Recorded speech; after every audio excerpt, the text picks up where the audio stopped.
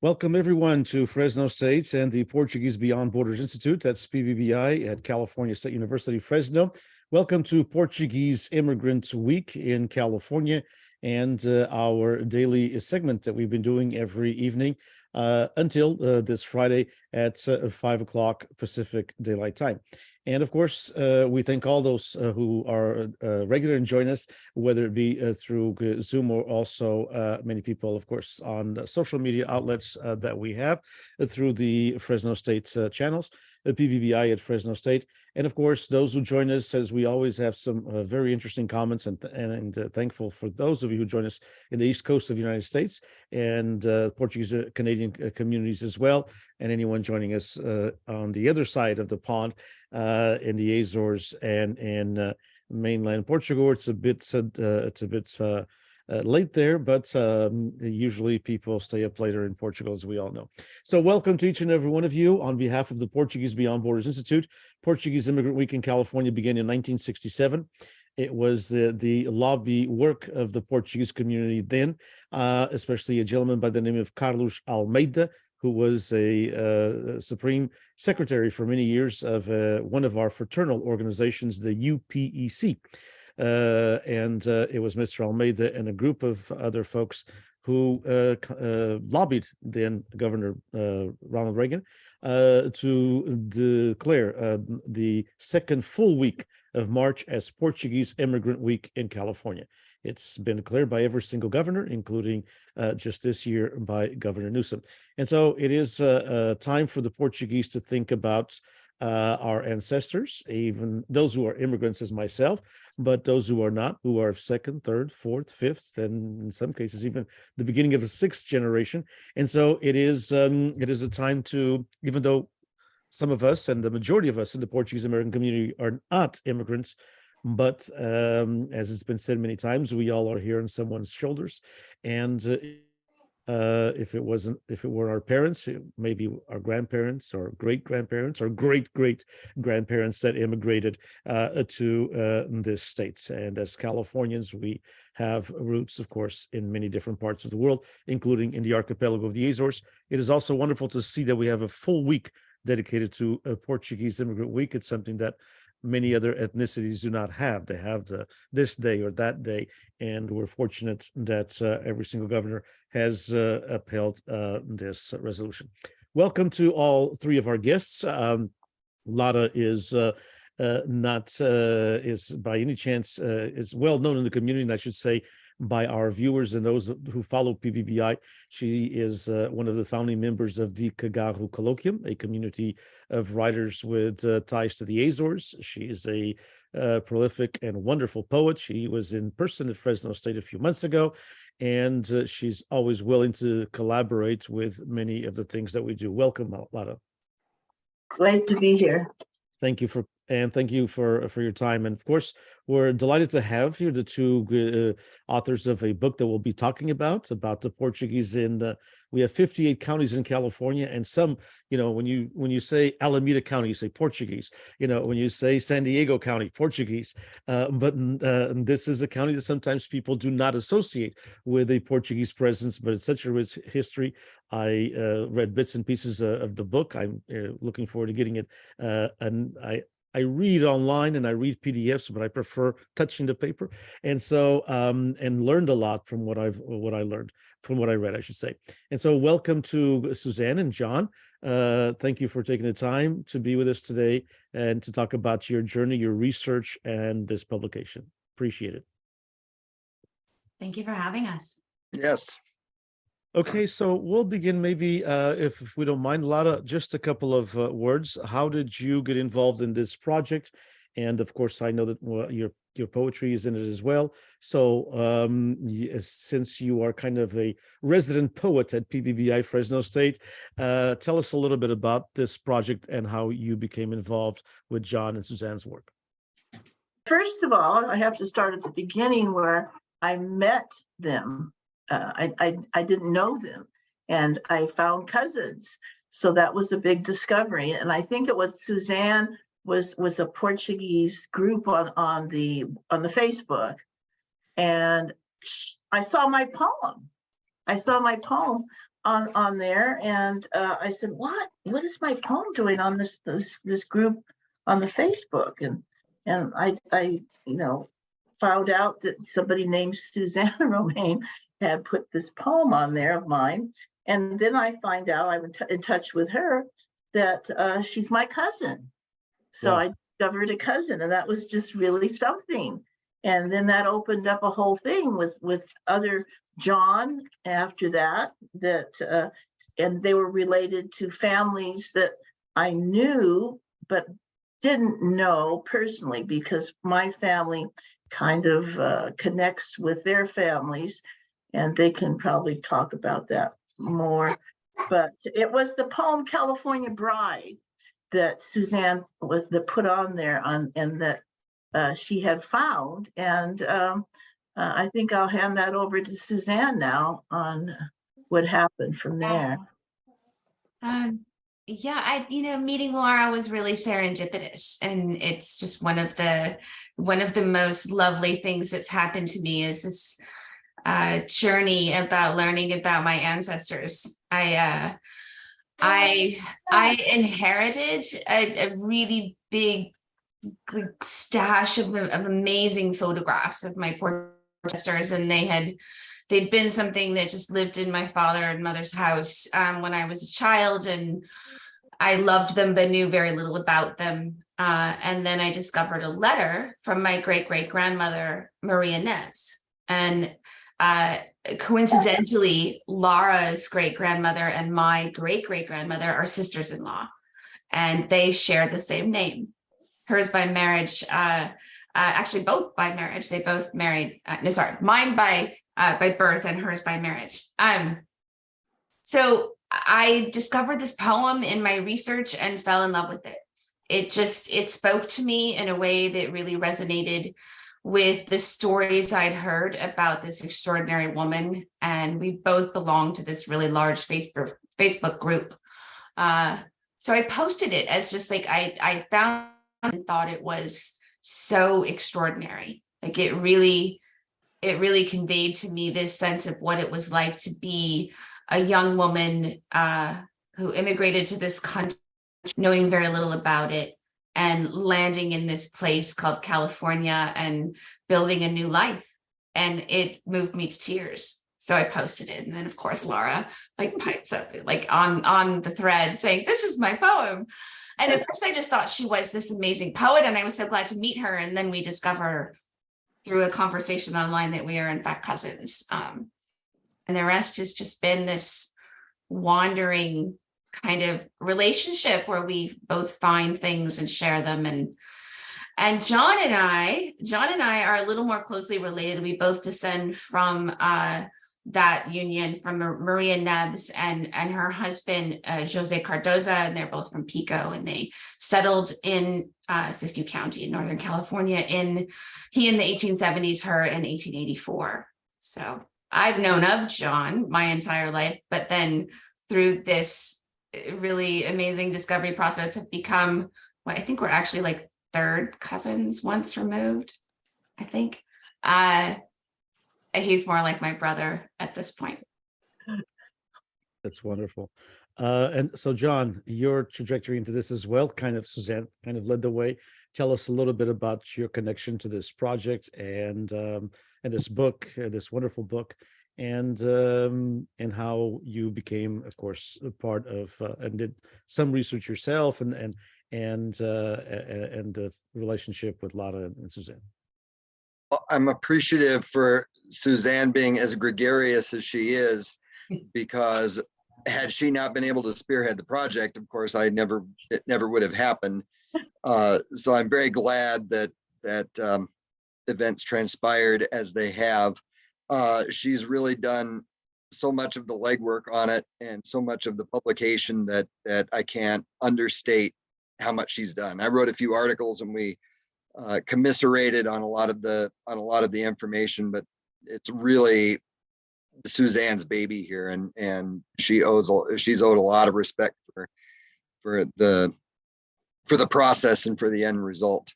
For me, my dad was Suzanne's grandmother's cousin, So he was a little more closely related to people who were still up there. He was born up there. And so as a kid, we used to travel up there all the time. And I always had, for lack of a better term, maybe some mystical affinity. I always loved going up there. My very first road trip I ever made when I turned 17 by myself, I went up to Fort Jones to hang out for the weekend, and it was just sort of my thing. And I don't know how best to describe it past that point. I never really suspected that I would have the opportunity to contribute to not only our family's narrative, but to Siskiyou County's narrative. And it's deeply humbling that I had the opportunity to do so, and deeply humbling that cousin Suzanne thought enough to include me in it. And I'm forever indebted to her and to the Historical Society for everything that's happened the last couple of years on this project. Indeed, and we're just sharing just a little bit of the book. This is just a picture, as those of you can see. 7 of the 14 children born to Mamie and Manuel Johnson in 1929. 7 of 14. It was a different time for families, and the Suzanne. So going back to you mentioned right on the outset that you had this box full of pictures and other artifacts. How did you begin to put all this information together in this book? Tell us a little bit about that trajectory from the outset, that you thought that you wanted to do this project, and all of the research and all of the work that basically started in one box of memories. There's so many questions in all of that. It started really just as an interest in these beautiful photographs. My great-great-grandmother, Maria Netz, like, she was an extraordinary woman, not only in that she persevered through some extraordinarily difficult times. She came from Pico to California in 1884, but by 1891 she'd been widowed and she had 5 children. There had also been a murder in the family of her husband's brother, so she was essentially left here alone with 5 children. Now, obviously, the Portuguese community there is very close knit, but she didn't lose the land. She didn't marry somebody else. She didn't do what you might. She didn't go home. Now, the other person that was there when she first arrived was Laura's great-grandfather, her brother. He inexplicably went back to Pico for a year, like right after all this happened to her. I'm not sure why. He came back eventually, and they raised a lot of children near each other in the same small area. But I just, I started like unraveling all of this history. And because there were some things that were easily discoverable in the media, like there's not a lot of newspaper articles about this murder that happened in 1889 in the family. So it became this investigative journalism kind of process. And I have a background in journalism, so I was really interested in figuring out exactly what happened and finding the truth about this case and about family that had been involved in this, and why they were tried but not convicted, and why the case didn't go forward. And John's father, Norman Cardoza, is a Pulitzer Prize winning investigative journalist, so he had been interested in this as well for many, many years, and it just ignited this interest across the family. The book came about it's 7 or 8 years after I had first started to look into all of this. And it came about, I think, mostly because in trying to research the family, what I discovered was that Siskiyou County, while a very robust historical society that had been publishing these books, the Siskiyou Pioneer has been published a couple times a year since 1948. Wow. And in all of that time, only part of one of the books was about the Portuguese immigrants in Siskiyou County. Even though by 1880, more than 10% of the population was Portuguese, we were not represented very well within the historical society. So I was furiously trying to buy all of these books on eBay and paying way too much money to get these old copies of historical society publications, and finding over and over again that they just didn't document the Azorean experience in the county. And as I looked more and more into it, I'm like, well, we should do something about this. And I just, befriended the women at the Historical Society, because I do that kind of anywhere, and also at the libraries and the museums and the courthouse and everywhere else where I could find documents. Original documents that had actual information, as opposed to relying on old tie-in, that kind of a thing. And finally I said to them at one point, I'm like, look, I should just write this. And they said, we'd love for you to write this. Please do it. There was no process. They just said, write it. Just do this. And then I was like, oh goodness, what have I done? Yeah, really. then I had to actually do it. And that's where, having cousins and writers in the family, like Lara and John and Norman, John's father, my own, and others that wrote pieces for this book, was really invaluable, because I couldn't have done it by myself. It's too big of a thing. And also it felt like a big responsibility. Sure. That it's one thing to just talk about all of this, but as soon as you put it in print, then it becomes this thing where somebody says they want to put it in a library, and suddenly that's it needs to be right. And I felt this big responsibility to represent our community well. How did the research go, Suzanne? And then John can elaborate on that as well. I mean, you had already a lot of the stuff, and you started making contacts with family members, but I'm sure there's lots of other research that came from your research and your interest in looking through all these documents, that you did not find many things on the Portuguese presence, obviously, but then you had to dig in, as you said, because all of a sudden it's not just a Facebook page or a Facebook post, it's going to be a book in the Historical Society. Obviously, it's a different responsibility. I mentioned briefly, befriend people who work at these various institutions in the county. They were incredibly helpful. In particular, so people that worked at the courthouse. The courthouse in Siskiyou County, there was a fight where many documents were lost. Similarly to in California, where many of the documents from San Francisco were lost in the 1906 earthquake. So when I tried to find the actual court documents related to this 1889 murder in our family, they said over and over again, they don't exist. They burned many decades ago. And that's what John's father, Norman, had been told over and over and over again. And I don't know, I found somebody who finally was just interested enough to go look, and they found them. They found the actual court documents. This whole big thing that happened, and there's newspaper articles about it, and it was a very prominent family who killed our ancestor over water rights. They were neighbors, and there was an argument over who owned the rights to the water in the ditch, and the powerful family that lived next door shot our ancestor. And what resulted from that was 3 murder charges that were dropped when another Portuguese family literally disappeared and refused to testify. And it's just this typical story of power and immigrants and stories that clash with one another. To this day, the family that was partially prosecuted for this has a different interpretation of what happened.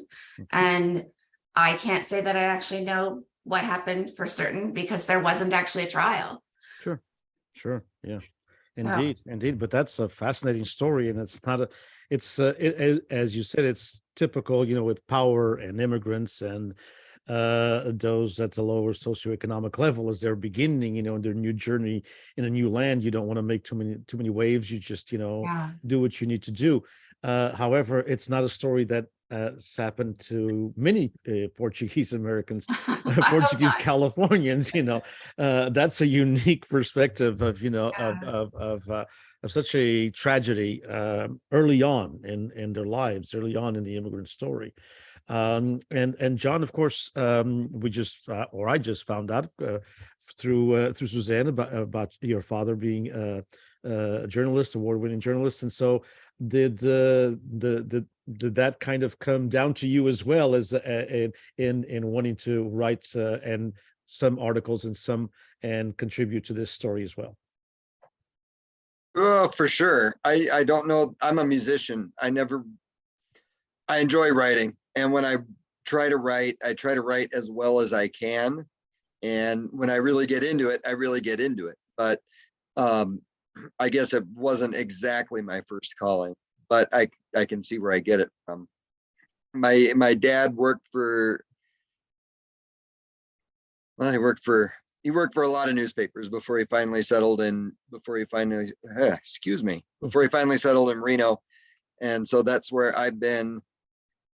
Well, that's where I've been. That's why traveling is such kind of a big deal for me. And being able to contribute to this project at not exactly in my backyard. As far as a lot of these stories go, they are stories that I heard from my dad originally. And like Suzanne said, they're stories that he tried to investigate to a degree. There's a lot of family lore that are associated with a lot of these stories, in particular, the murder story.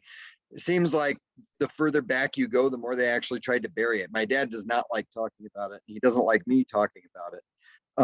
He feels like there's still people up there and it's going to reopen old wounds and pour salt in them. And his generation kind of feels the same way. And it felt like there was a lot of attempt to bury it. When I talked to people who spent their entire lives in Siskiyou County, 70, 80, 90 years in Siskiyou County, and none of them have ever heard the story before. And they're just shocked when I bring it up. I think, well, Yeah. everybody's heard this story, right? But John, I'd never heard it. And growing up there, I never heard it. And with all of the old timers, it wasn't until I found that letter where I learned the first thing about it. Yeah, I think the first time I heard about it was just visiting the cemetery, and there's his gravestone, and my dad said, oh yeah, he was shot back whenever. And then being a little kid, I probably started asking a bunch of questions about it. Driving between Reno and Fort Jones, we go through Susanville. Right outside of Susanville, there's a big sign advertising the grave of Peter Lassen right off the side of the road. And I think maybe it just associated in a similar vein, like, well, Peter Lassen was apparently murdered. This ancestor of ours was murdered. So I started asking questions about it. And then next thing, one thing leads to another. And now suddenly I'm fascinated in all of this stuff. Plus, I think I touched somewhere in one of my writings that there are really huge generation gaps in my family in particular. On both sides of my dad's family, but my dad was almost 50 when I was born. I was 42 when my first daughter was born. And his dad was 41, I think, when my dad was born. So there are these big generation gaps. And so there's a lot of people that I didn't personally know that everybody else in my family did. Everybody knew my grandfather. I didn't. I knew my grandmother, because she lived to be 101. But my memories of her were a lot different than everybody else's memories. All my cousins have memories of the old ranch, and I don't. And there was this kind of yearning. I felt like I wanted and needed to know what were these people like? They're my ancestors. They're a part of me. My dad doesn't even understand it to the degree that I want to know what was his grandma like. And she's like, well, she was a nice lady. I'm like, well, what can you tell me about her? He doesn't know exactly what to say, and I don't always know how to ask the right questions, unfortunately. But I was always pulled into that, and like I said before, I was just thrilled that I was able to contribute in some way. It was not quite to the forensic degree that Suzanne has been able to contribute. But we each have different perspectives and a little bit different avenues, I guess, of obtaining our information. So we are both able to kind of enrich each other journey toward down this pathway of family information. Mhm. I think that I wouldn't have done it if it weren't for the two of you, honestly. The interest was there, but without that camaraderie from the two of you, or where I could share new discoveries on a Saturday morning and have somebody be amazed by it. Whereas a lot of other family members are like, yeah, that's nice, Suzanne.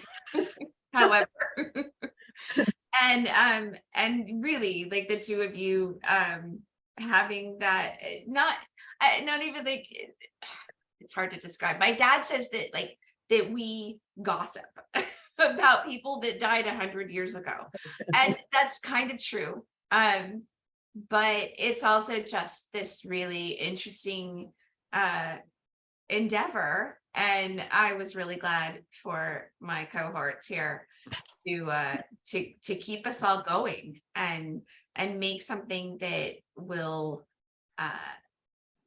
persevere. Indeed. Our own great grandchildren will find that, and hopefully will be just as enthralled. Indeed, and it's a good thing to gossip about folks from 100 years ago, because for many reasons, and from as Laura can probably attest to it, from a poetic reason, it's important that they're still with you. If you gossip about them, they're still with you, and that's wonderful. And so I think it's a good time, if Lotta would, to read one of her poems that's in the book. You choose. I mean, I have all kinds of favorite poems, which are about 99.9% of all your poetry. But anyway, choose whatever you would like to read for us. Well, I have to read The California Bride. Yes, you do. Yes, you do. And I do have to say also that The California Bride was probably the first poem I wrote about my heritage in any way. And it motivated me to continue to write about my heritage and to explore my family, because I actually knew and was lived with the California Bride as a young girl. We just saw the picture, and that was a lovely picture. Yeah. California Bride. Bones half grown, she rises from a ship's dark hold, gives herself up to a hard-handed miner, grows thin from miscarriage, fat from pregnancy, sings songs in Portuguese as she hurries from cabin to sluice box on small calloused feet. I remember the old woman, not the girl, a widow in black with thick stockings, heavy shoes, lived in the corner of my grandmother's kitchen, gluing broken dishes, always moving and praying, boiled her own egg till the day she died. The face of Maria Neves, I wear her eyes, speak in her voice. She is waving her hands, reshaping the air to tell me in broken English that life is no sugar. Wonderful poem, wonderful, and it's in the book. These stories that all of you discovered and that you wrote different pieces about in different time frames, and as Suzanne mentioned, hopefully your grandchildren and great grandchildren will also be able to identify now that these stories are in a book, and they're there, and they're going to be part of the history of the county and of the Portuguese in California. It's somehow we need to get these stories now that they're printed out to other Portuguese, because sometimes people just have forgotten, as John mentioned, we'd like to know a little bit more about my grandmother, and my dad just says, well, she's a nice lady. And it's the same thing, I get that all the time as with my work at Fresno State. I have students, and I you know, it was their great grandparents that came over, and I asked, and they say, well, I asked my mom, but, you know, she said, oh, it's been a long time ago. We don't remember that anymore. So how important is this storytelling in that if you do remember, which is what we're trying to do with our oral history project at Fresno State, if you do remember, it needs to be registered because it won't get passed on unless it's either written or recorded, you know, with the new technologies, that it can be passed on to other generations.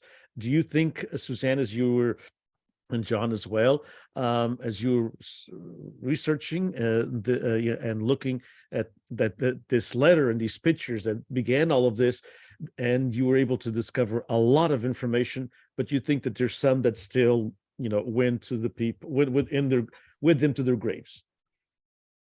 Yeah, both. Yeah.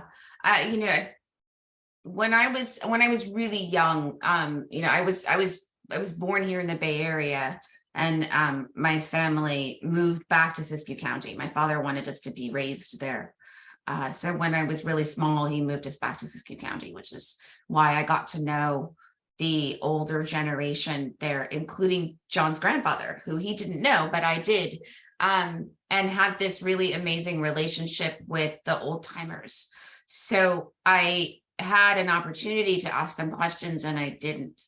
My father did. My father did interview some of the old timers, and unfortunately, those materials are lost. I believe there is another stash of photographs and documents that exist somewhere that I haven't found yet.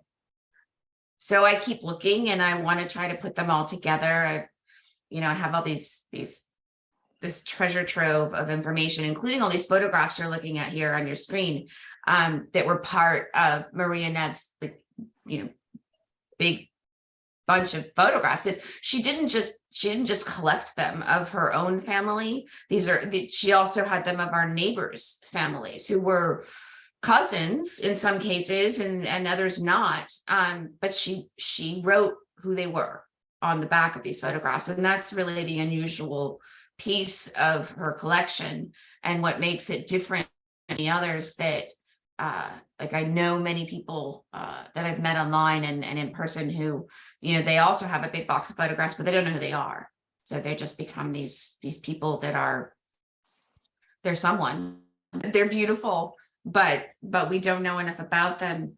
So, I found the research to be really, really interesting, and I encourage anyone who has even a little thread that you can pull to start learning more about who they are. The more you look at it, the more you'll find the clues exist. And the more you find the clues, the more you'll look for others, and, find those newspaper clippings about your family and start putting it all together, and then write it down. That is the main thing, is to write it down. It doesn't have to be in a book, although I recommend it. I highly recommend reaching out anybody to their local historical society, mainly because what I discovered is that what I was told when I did reach out to various historical institutions was that, this is a direct quote that I heard on more than one occasion. I would say, do you have any materials here from the Portuguese families of Siskiyou County? I said this to every person who ran some kind of research institution, and without fail, what they said to me was, there's a little, but for the most part, your people were not interested in being part of this, whatever the case may be, the library, the historical society, the museum. So they didn't contribute. And I don't know how true that is. I don't know whether it's because they weren't interested or because they weren't asked. And it's probably both. I think it's both. When I started looking at this murder, because it was a powerful family that had caused this to happen, and I'm careful of my language about this because there's some questions about exactly what did happen. But I did start looking for evidence that there was discrimination in the county, and I didn't find any overt hatred. to use the strongest possible word about it. I didn't find any.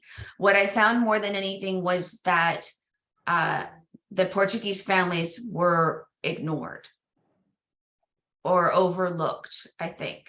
Not on my Cardoza side. I have my other side of my family, they changed their name from Brazil to Johnson. For no reason that I can be sure of. Wow, that's a big change. Yeah, indeed. This story goes that he, quote, bought a passport off a guy.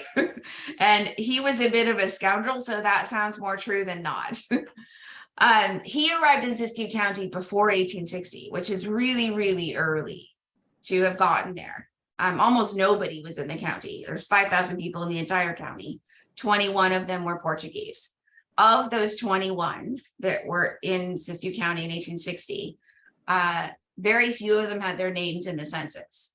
About half of them were identified with Joe Portuguese, for example.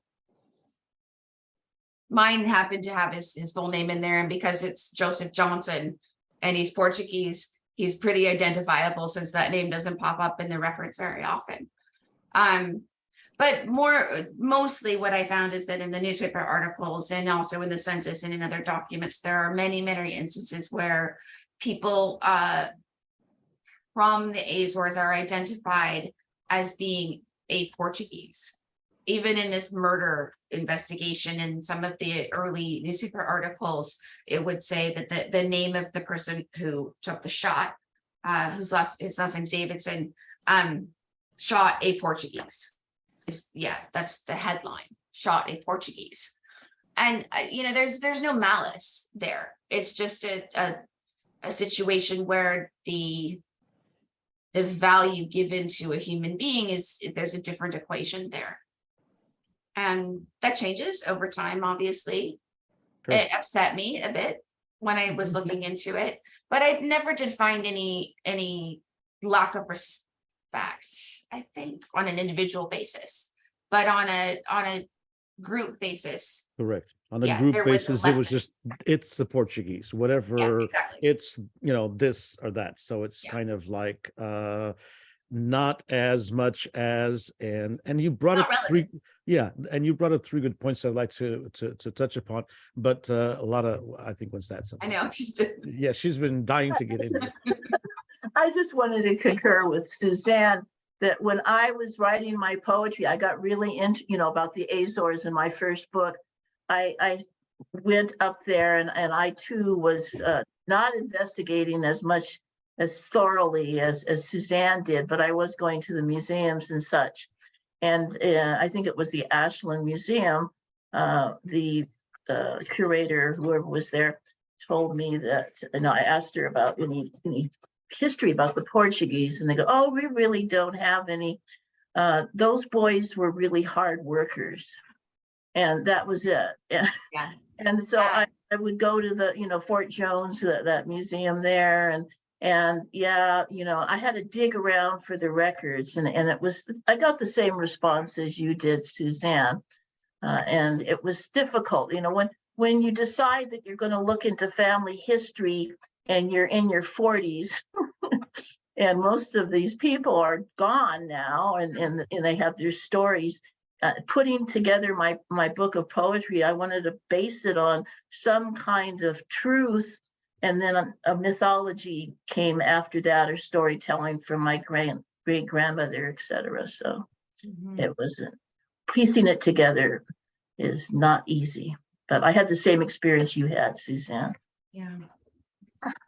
And it's interesting, and I don't know, John, if you wanted to add something to that before. I can say that through my dad's generation, I asked him just a couple weeks ago, I asked him why so little of our Portuguese culture has come down to me. Like some has, more Portuguese culture has come down to me than anything on my mom's side of the family. But even then, it's just little bits here and there. We eat sopas on Pentecost Sunday, and once a year we go to Hawkinsville and we eat some linguiça with beans, and that's that's the most of what has come down. And then the more I hear about family stories, their parents are totally different. They even though they were born in the United States, they still retained a lot of their Portuguese traditions. They would special order bacalhau because they loved it, although my dad and his sisters hated it. But they, but my grandparents, they were, my grandmother was in SPRSI and grandpa was in IDES, and they were participants and active in their organizations and in doing their Portuguese picnics. And it was a big deal to them. But for my dad and his generation, not so much. And I asked him, and he just said that he was more concerned with trying to be an American. And that was his response. And he and his sisters have both said, in fact, one of his sisters specifically said that when they were growing up, that there was still a lot of discrimination towards them, or towards Portuguese specifically, that they grew up with. And I think that sort of shapes that one-on-one, like Suzanne said, they were all friends, they were all buddies, but when they were talking, Portuguese were still more those people. They all lived in their own insular community. Most of them lived in the same area. They had the ranches on 2 branches of the main streams, up Moffat Creek where my family lived, up McAdams Creek, and then some, like Suzanne's family, lived downriver. But mostly they were in specific areas, so they all lived together. So McAdams Creek was Portuguese, Moffat Creek was Portuguese, and that doesn't exactly help that perception either. So even in the 1930s, 40s, maybe even the 50s, there was still that pronounced presence that there's, and they don't like to talk about it, but they did specifically use the term discrimination. So that includes that there was some potentially maltreatment there as a result, or at least malconsideration.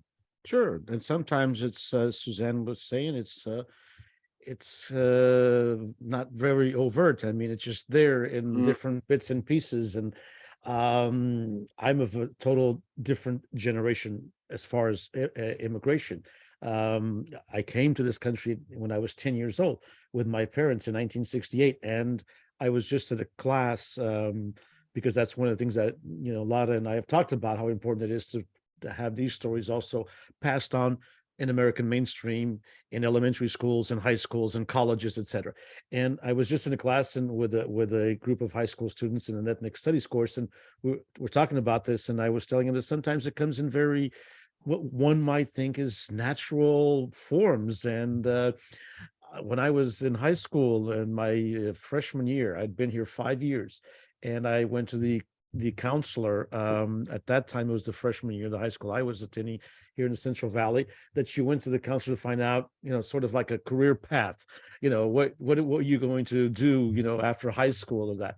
And I told him, he asked me, what have you ever thought about it? I said, I have. And at this time I was working actually with my dad on a dairy, before school and after school. And I said, I'd like to be a teacher. And he says, but you're Portuguese. And I said, yes. And he said, you've been here how long? And I said, 5 years, going almost 6. And he said, you present yourself well, you can carry a conversation fluent in English, you do well. Yeah, you should, there's lots of Portuguese in the dairy business. I said, I know, we work in one. And he said, but I was just, I was 15 years old. And he said, you should consider being a hay salesman. You could do really well as a hay salesman, because the Portuguese had cows and bought lots of hay, and did he do it on purpose? Who knows? But it was a roundabout way to tell me that I could not be a teacher because I was Portuguese and I had just been here 5 years. So these things obviously, and this was in 1973. It is a long time ago. It's 50 years ago, but it's, or 74, but it has been, but it's been part of it. And I think that maybe one of the reasons, Suzanne, as you were mentioning, that that folks didn't really talk a lot about these instances. And then, when the people in the historical societies want to know more about, what was your father's experience or what was your grandfather's experience, if they were too close to it, they would rather just not talk about it. We don't want this story talked about, and at times I find here doing oral history, even in oral history today, some people, they'll say, well, I'll talk about what happened with me, but I don't want to talk about my grandfather. And so one has to respect, but it's unfortunate because it's part of our history. Oh, but even as, not even just as Portuguese, but just as members of the community, there's like nothing in any of the Siskiyou pioneers that even mention our families essentially as existing until this project. There was a book in 2004 that was about the Portuguese in Hawkinsville.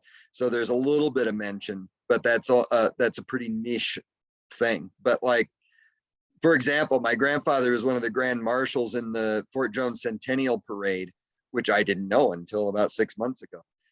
So he was considered a pillar of the community, but yet there's absolutely no mention of our family anywhere, not in any context, not a Portuguese context, not an American, not a citizen, not even just, hey, here's a guy doing a thing. I don't even remember him being associated with the parade.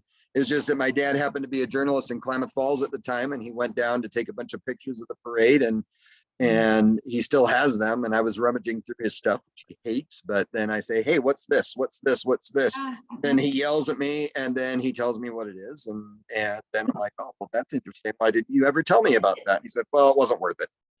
The difference is that nobody reached out to him to write his pioneer history. Like there's a tradition of the museum in particular reaching out to the people that have been there for a really long time and asking them questions, like writing it down, like making the effort to document their personal history, and then those live in the museum as the quote pioneer histories. So you can look up nearly any person who's, who existed from any time from the late, 1800s through the 1950s, basically. If they'd been there, a number of years, then they would have a document corresponding to their life in the museum. And when I started the initial research, I think I found, I want to say like 3 Portuguese people in the museum. Maybe a few more. I mean, there's some names that I may not have known at the time that had been changed that do exist there, but just not very many.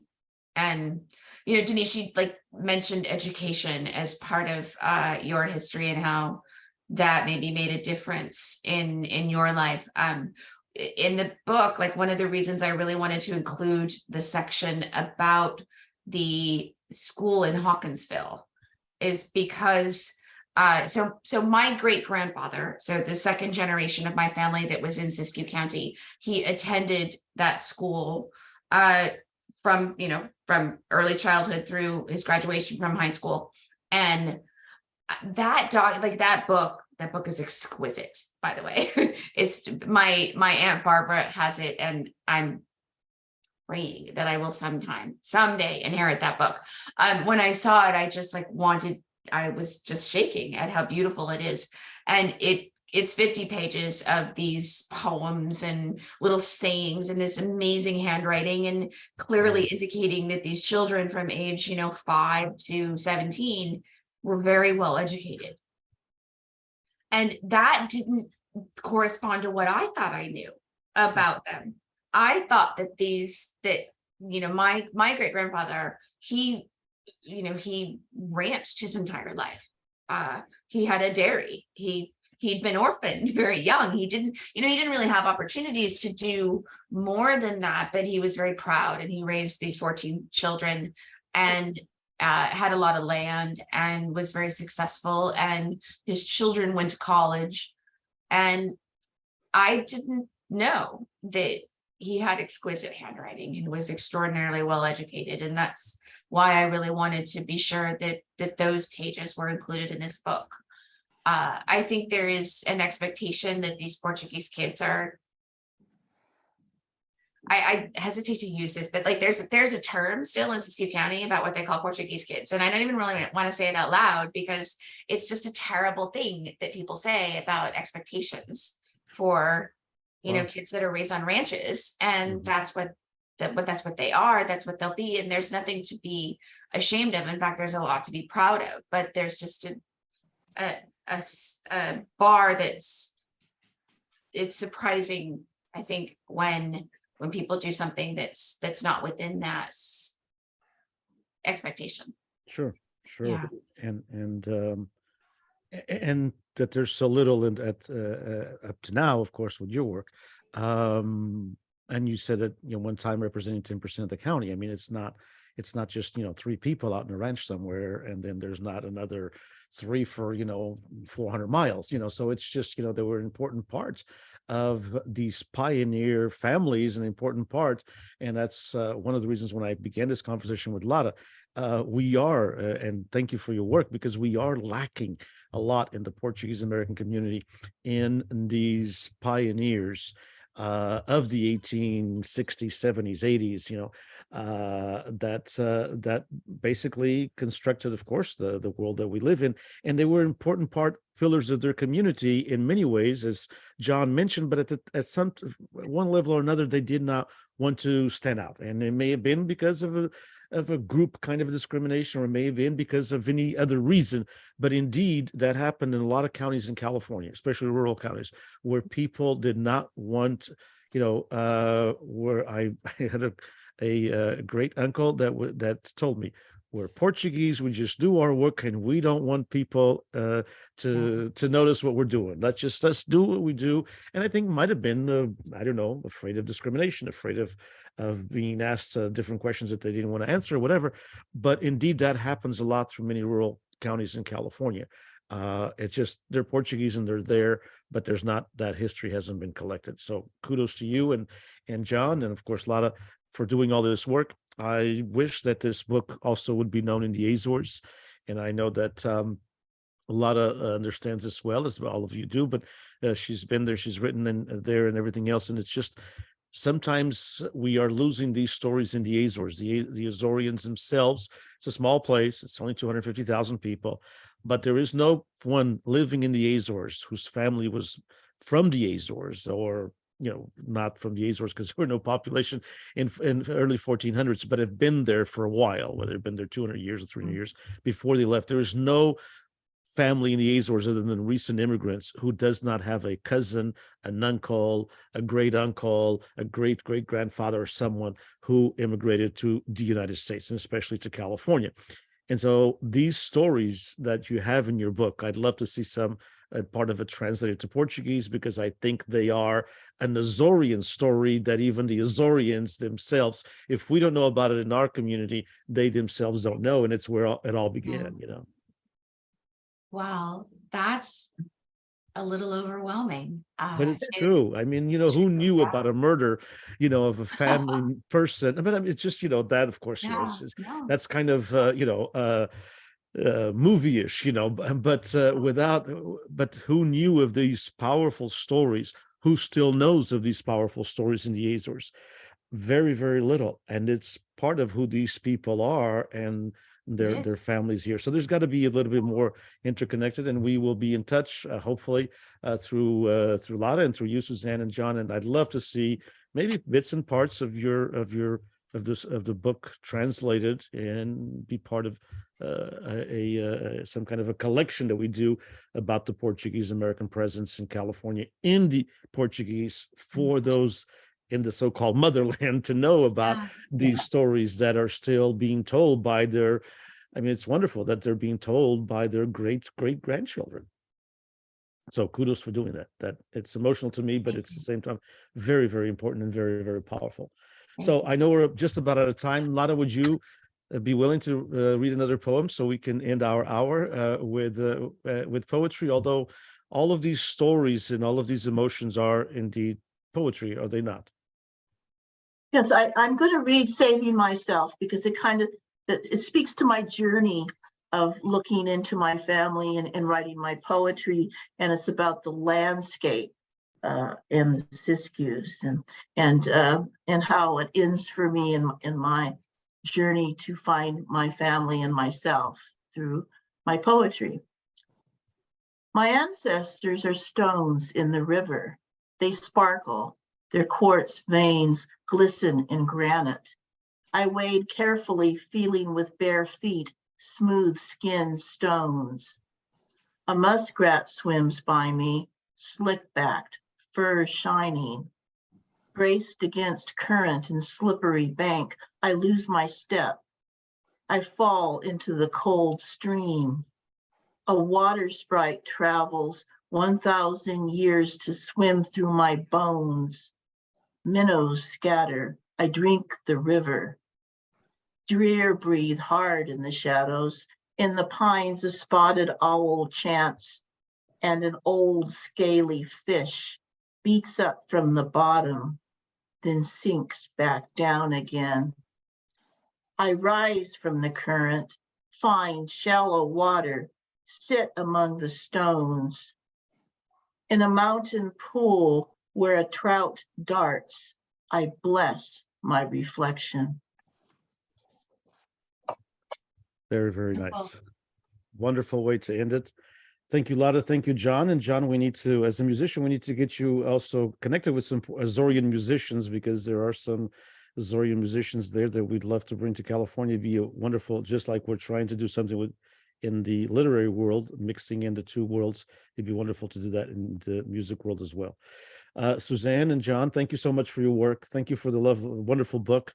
I hope people get it, and I hope that it is the beginning of a conversation that we need to continue to have about these very powerful people, and in a lot of ways, and very courageous, very, very courageous. I can, I just so unbelievable that people would get on a boat by themselves many times at the age of 14 and 15 and make this journey, and then have all these tribulations and still have faith in human spirit and in the American dream.